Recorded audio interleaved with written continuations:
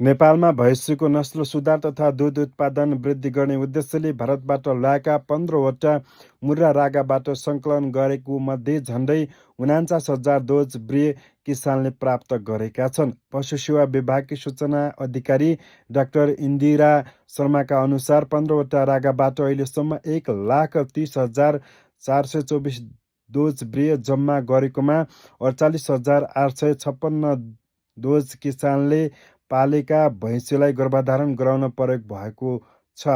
उच्च प्रजनन क्षमता भएका मुर्रा रागा भारत सरकारले 2080 साल मङ्सिरमा उपहार स्वरूप नेपाललाई उपलब्ध गराएको थियो।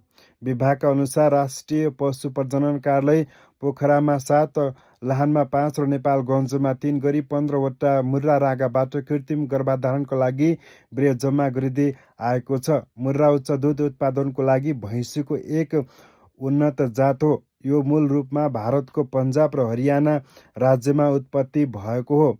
यो भैँसी व्यावसायिक रूपमा निकै लाभदायक मानिन्छ।